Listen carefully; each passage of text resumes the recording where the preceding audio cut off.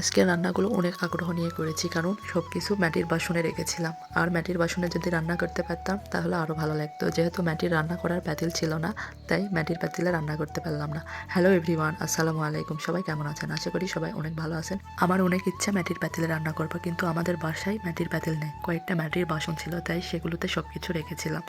আর যেহেতু শখ মাটির পাতিলে রান্না করবো, কোনো এক সময় অবশ্যই মাটির পাতিল কিনে কিন্তু মাটির পাতিলে রান্না করবো।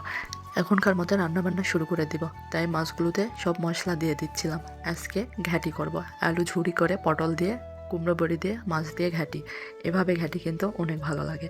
আমরা মাঝের মধ্যে এভাবে ঘ্যাটি করি। সব মশলাগুলো একসাথে দিয়ে দেওয়ার পর আমি মাটির চুলাটা জ্বালিয়ে নিলাম। মাটির চুলাতে রান্না করব।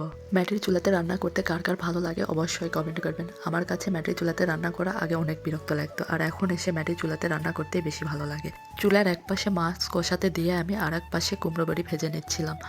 আর কুমড়ো বড়ি কিন্তু সুন্দর মতো করে ভাজতে হবে। আর এই পাশে মাছগুলো কষাতে দিয়ে দিয়েছি। মাছ যত বেশি কষানো হবে ঘ্যাটি খেতে কিন্তু তত ভালো লাগবে।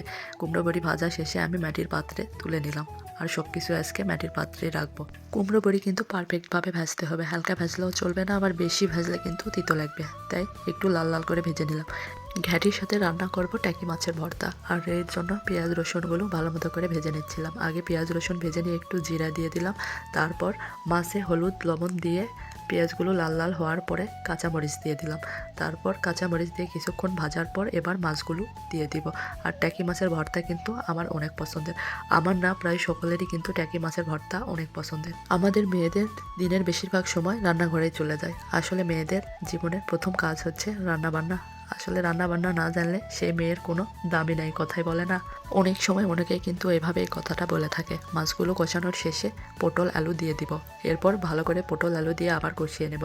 আসলে যে কোনো রান্নার কষানো যত ভালো হবে, সেই রান্না খেতে কিন্তু তত ভালো লাগবে।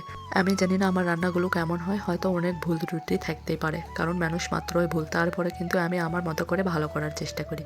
আমার যদি কোনো ভুল হয়ে থাকে তাহলে অবশ্যই আপনারা কমেন্ট করবেন, আমার ভুলগুলো ধরিয়ে দেবেন, আমি শুধরে নেওয়ার চেষ্টা করব। আর আমরা যারা কন্টেন্ট নিয়ে কাজ করতেছি, আমাদের সবার উচিত সবাই সবার পাশে থাকা।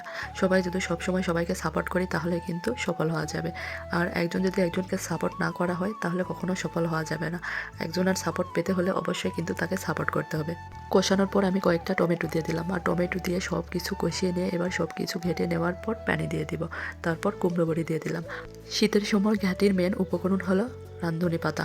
ঘ্যাটিতে রাঁধুনি পাতা না দিলে কিন্তু ঘ্যাটির স্বাদই বোঝা যায় না। আর বিশেষ করে শীতের সময় এই রাঁধুনি পাতা দেওয়া হয়। আমার ঘ্যাটির রান্না শেষ হয়ে গিয়েছে। এবার আমি টাকি মাছের ভর্তাটা পাটায় বেটে নিব। ভর্তা পাটায় বাটলে কিন্তু অনেক মজা হয়। ভর্তা দেখেই তো অনেক লোভ লাগতেছে, আমার তো ক্ষুধা লেগে গেছে। আজকের ভিডিও এই পর্যন্তই। সবাই ভালো থাকবেন, সুস্থ থাকবেন, আর বেশি বেশি করে ভিডিও বানাবেন। আল্লাহ হাফেজ।